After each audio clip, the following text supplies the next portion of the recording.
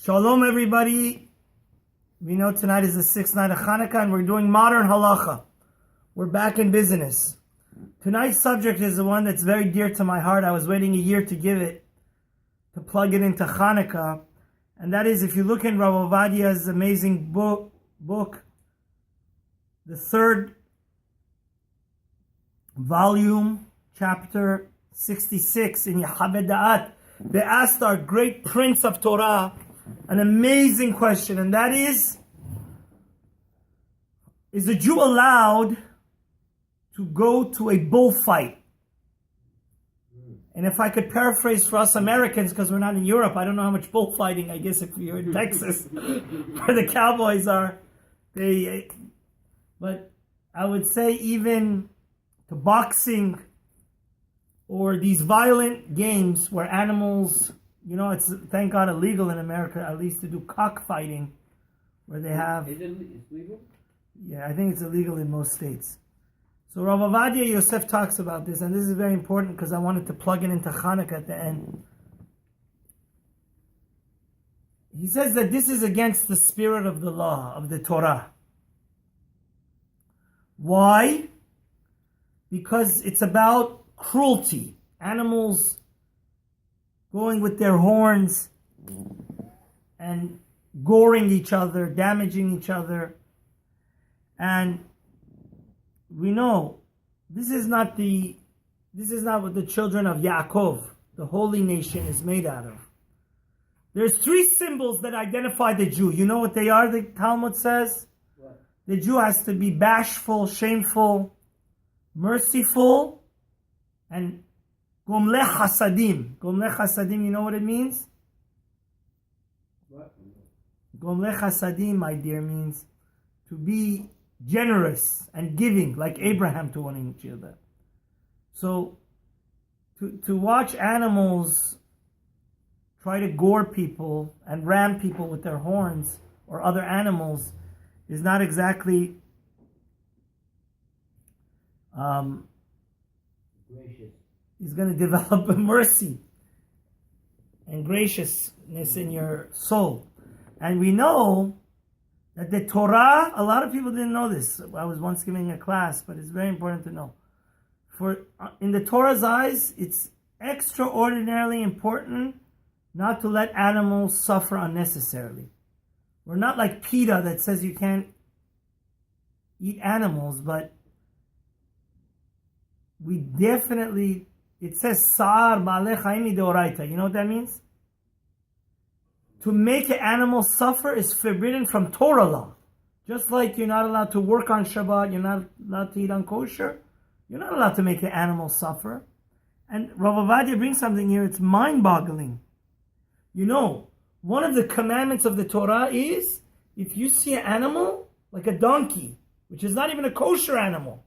See, bulls, it's a higher level because they're kosher animals, right? Yosef, in this week's parsha, it's Mikes is compared to a bull. He says if you see a donkey or camel or any animal that has too much load on it, and then it gets rovetz. When you overload an animal, it sits down and can't get up anymore. The Torah says you have to immediately go help and take off the load so the animal could lift itself back up. It's a commandment of the Torah, just like putting on tefillin. And the Gemara says if an animal falls into the well on Shabbat, you're allowed to do certain transgress rabbinical laws. You know that? You're allowed to go against rabbinical laws, like to throw pillows and different items into the well so the animal could climb out. Even though the rabbi said you're not allowed to touch such utensils for no reason. And Rav OVADIA, this is the mind-boggling thing. For Brit Milah, you're not allowed to do such a thing. But to save an animal from suffering, you are allowed to do such a thing. So we see this idea that animals shouldn't have pain and suffering is a very, very fundamental thing. And the Rambam actually brings it down that it says, Nimsa, and the Shulchan Aruch also, it says the Chachamim, the sages of the Torah were extraordinarily sensitive to the suffering of animals, as so much so that they put away some of their own laws, because they say that suffering of animal is from Torah law, so it overrides the different decrees. And like mukseh, we talked about mukseh, you're not allowed to touch certain items. In order to help an animal alleviate its pain, you're allowed to. So, I mean, it's just mind-boggling. And there's actually Tosfot in Avodah Zarah that says, She'isur sa'ar ba'alei chayim yoter chamor misir lo ta'aseh shabbat tashchit. Do you know, under Torah law, it's forbidden to waste, right? We Persian Jews we just don't throw away bread or throw away food, we're careful to preserve it. It says the sin of making an animal suffer is even more important than wasting. It supersedes that. It overruns that. It's more important. So we know that an animal, before they put it into the stadium, they antagonize it, they rebel rouse it, so it gets wild, so it'll try to make the audience, excited. It'll try to do crazy things. And that's for sure forbidden. Just so we could get entertainment, we abuse this poor bull and make it crazy. Mm-hmm. And, they shoot arrows at it. They do it to, rebel it up so it'll come attack the person or the animal or whatever.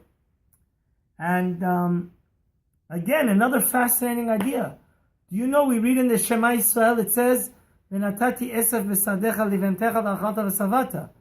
You're only allowed to eat dinner if you first feed your animal. Did you know that? Because in the Shema it says, your animal will be satiated, then you could go eat. It's a halacha. Go look it up in the Shulchan Aruch, in Orach Chaim, chapter 167, that says that a Jew, before he eats, has to make sure his dog, his cat, his cow have eaten, then you could bring your food to eat. So, and I was just learning this fascinating Gemara. One of the author of the Talmud, the person, Rabbi Yehuda Hanasi, that was able to collect all the different Mishnahs, words of the rabbis, and write the Talmud.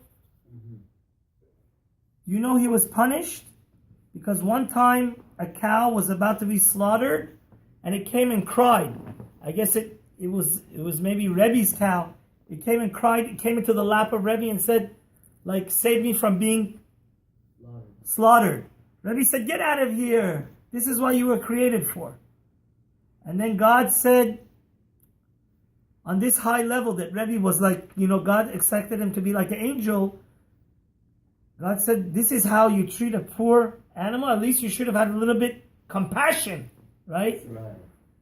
So, terrible Yisurim came upon Rebbe. You know what Yisurim is? Suffering. And which Rebbe is it? This is Rebbe Yehuda Nasi, the author of the Mishnah. He's the one that compiled all the Mishnah. And actually 13 years later, or 20 years later, I'm not sure exactly, but many years later, he was suffering on a daily basis. Then one time a small baby weasel came in near the oven to get a little bit heat, and his maid wanted to sweep it away with the broom and kill it. Rebbe said, no, we have to have mercy, because we know, it says, we read in Ashrei, Verachamav al kol ma'asav. God's mercy is on all beings. I think they say in the name of the great Posek Hador, Rav Moshe Feinstein, it says, when you're walking on a trail, or to Kenisa, or just walking in the sidewalk, and there's a piece of ant, ants or insects are going from one side of the sidewalk to the other, it's not good to try to smash them. Just let them be. Why you want to step your foot directly on them and smash their heads up? That's a lack of what? Compassion. So we see one of the greatest, the author of the entire Talmud, because he wasn't sensitive to the suffering of an animal that wanted to be slaughtered. According to his high level, God had extraordinary expectations from him. A lot of suffering came upon him, and only because afterward he had a lot of, mercy, because what's the whole Torah about? Of course, we have to keep the commandments, keep Shabbat with all its laws and meticulously, and not say Lashon Hara. But the goal of the whole Torah is to make us like God, godly. And what is God about? Mercy. So, that's the whole battle of Hanukkah, which I'm going to talk about at the end of the class. That's the whole battle between light and darkness, between holy and unholy. So, you're right. You may say, where in the Torah it says I'm not allowed to go watch a bullfight and bulls smashing their heads into each other? But it's against the whole spirit and the whole goal of the Torah to, cause compassion. And the Rav OVADIA points out, you see the weasel over there. A weasel's not a kosher animal. You can't even eat it. But since Rebbe said it's coming in here to get some heat from the cold, he told his maid to not sweep it and shoo it away and try to kill it.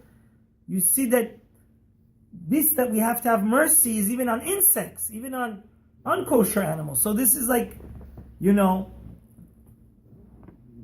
it's extremely fundamental. And the great Kabbalist, Or HaChaim HaKadosh, he writes in Parashat Acharemot, Sha'asur lanu lahamit v'laharog behema o chaya. Just for pleasure and hobby, it's forbidden to kill an animal. Like some redneck people or, aristocrats, they go hunting and shooting and they just, for fun and pleasure, instead of, playing some basketball or baseball, they decide that, it says, Torah law, yes. On Shabbat, it's a mitzvah to have meat. Although I gave another class that shows that you can't be a vegetarian and that you're not going against halacha, but there is the idea that we have cholent and, meat. But to kill an animal for just yourself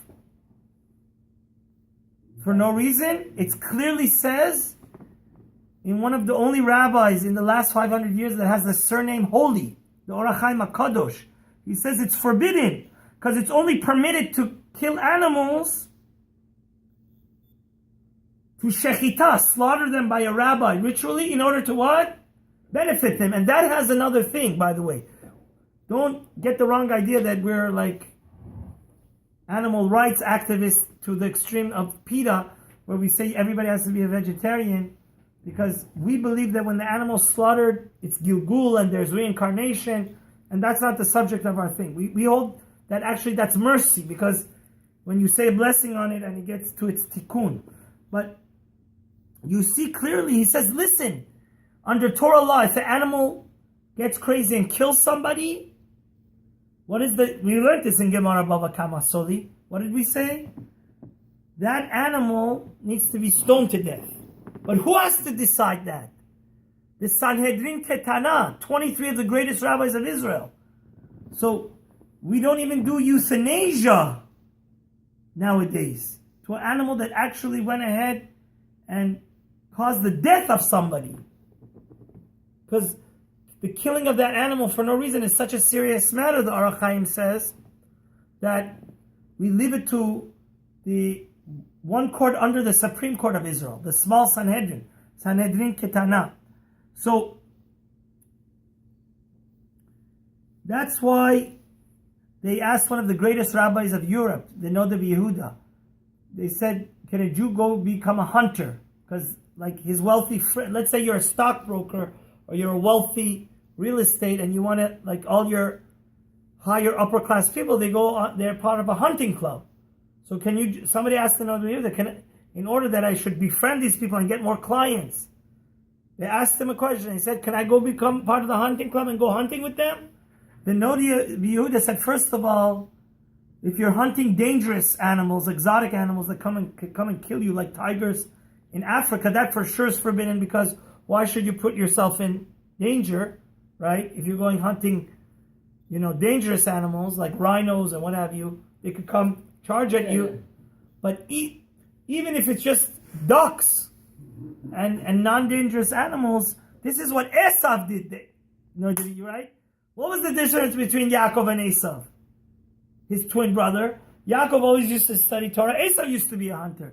So he says sometimes when you hunt animals, you don't kill them.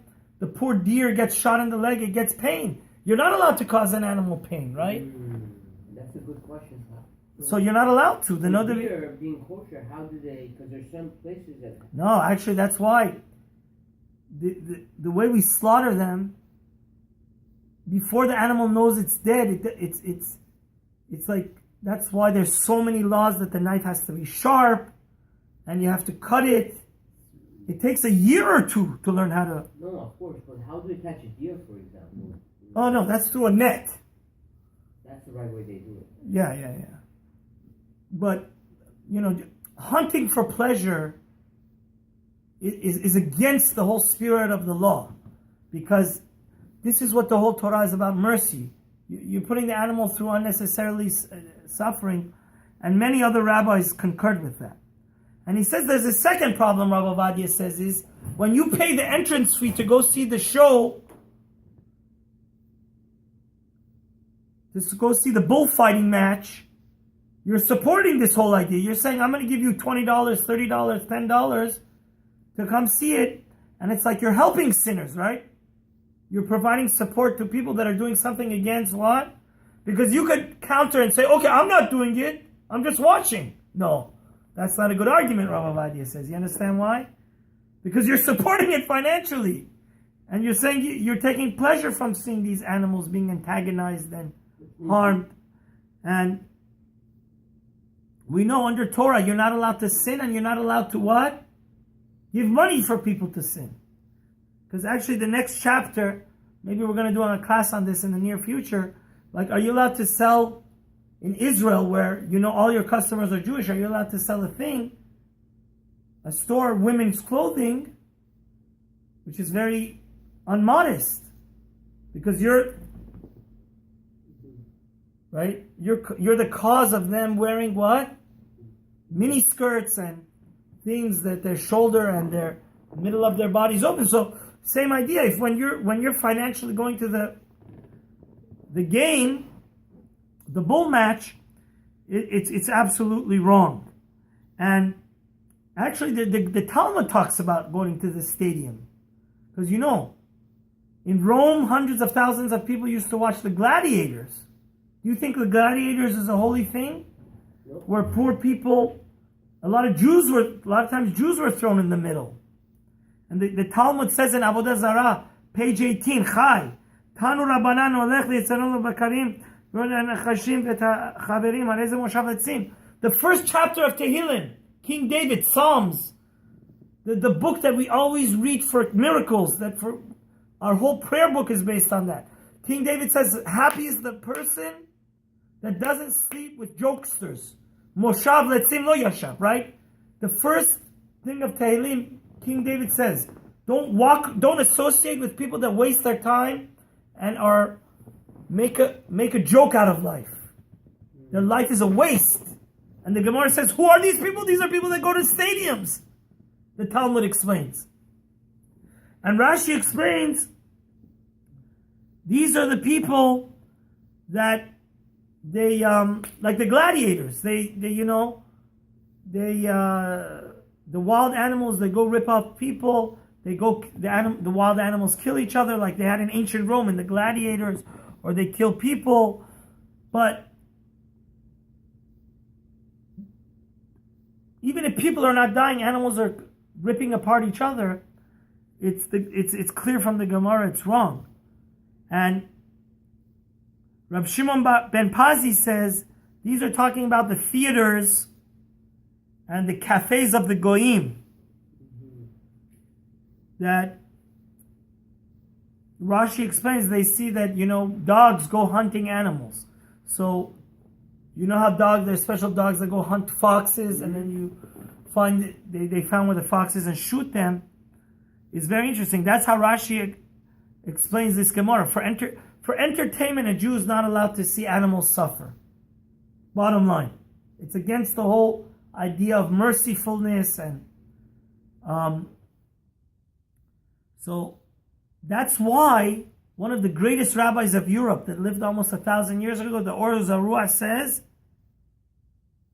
somebody that goes fox hunting or deer hunting through dogs, and then the poor deer gets shot and suffers, when Mashiach comes, he's not going to eat from the most delicacies of the Leviathan, you know. When Mashiach comes, God's going to make a sukkah with this grand fish, and it's going to be the most tasty food in the... You're not going to be invited to that party, which means when Messiah comes, you're not going to partake, because that's for people that have mercy and by you doing this. So Rav OVADIA just goes on a side thing in this TESHUVA. He says, don't think that you're not allowed to watch animals in a zoo.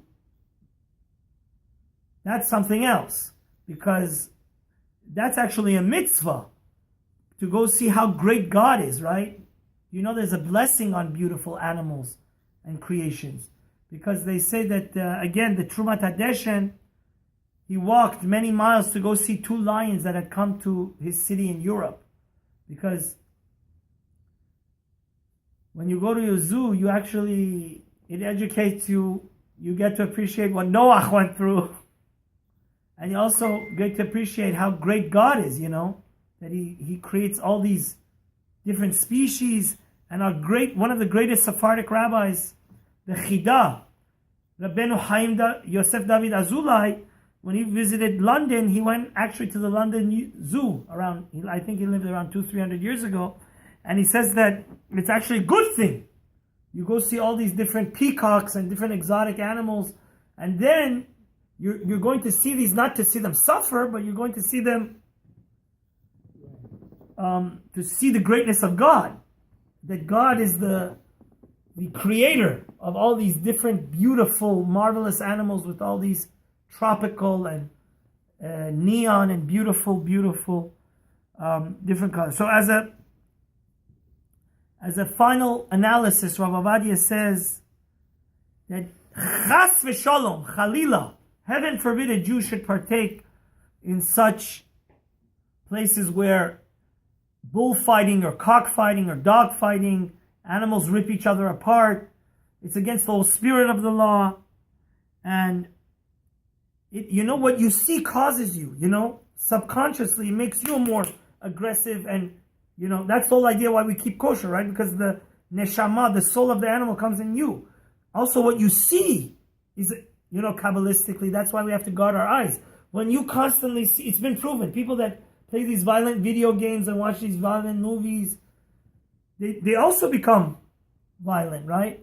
So by you seeing wild animals rip each other apart, you're watching something unholy. Kabbalistically, it makes your soul also what? Well, what happens if you're a whore? It makes you cruel. No, that's to save a life. That's above anything else. Mm-hmm. That's a special blessing, God says, that when you go defend the Jewish life, even if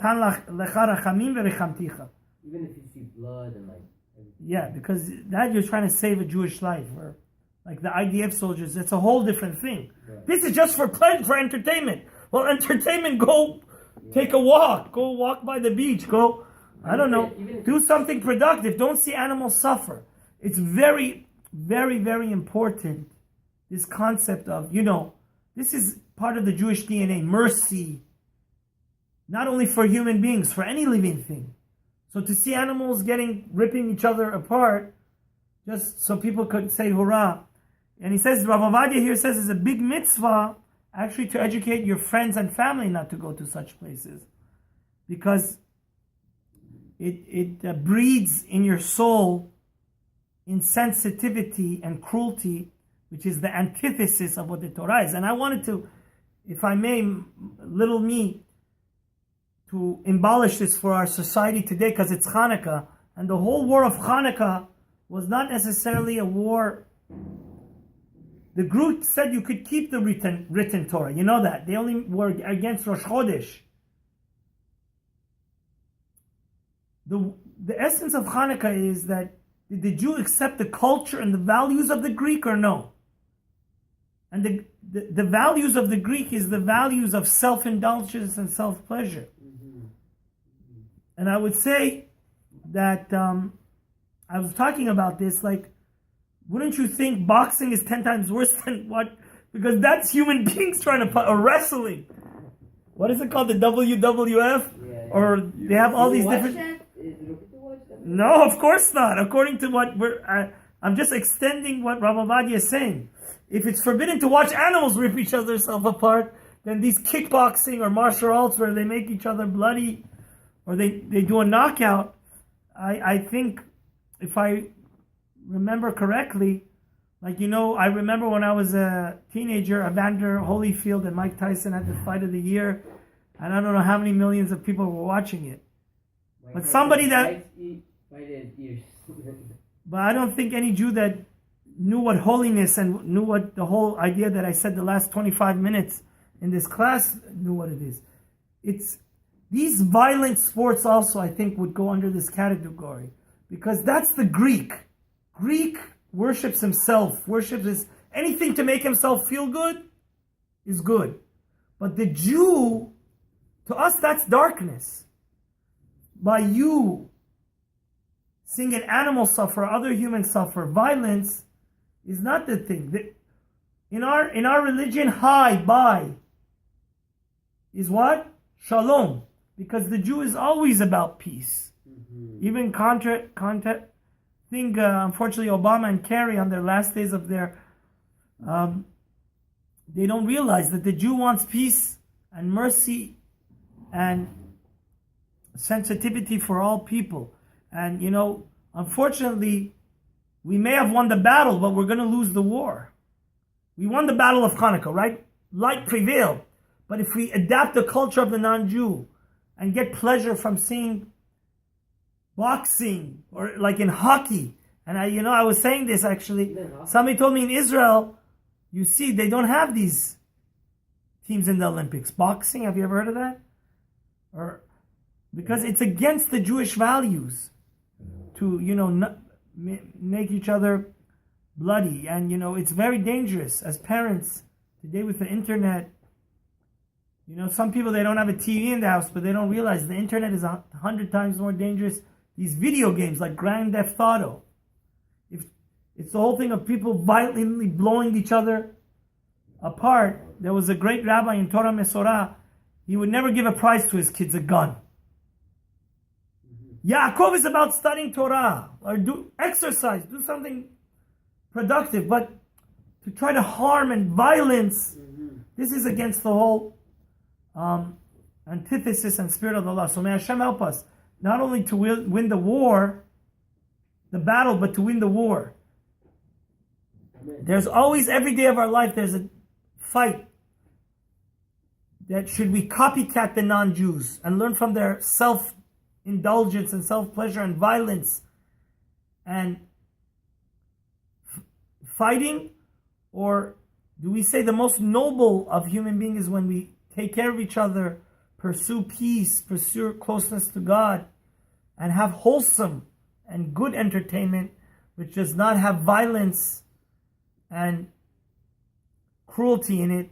And may Hashem help us that the lights of this holy Hanukkah give us that energy to win the battle and ultimately win the war against darkness. Amen. Amen.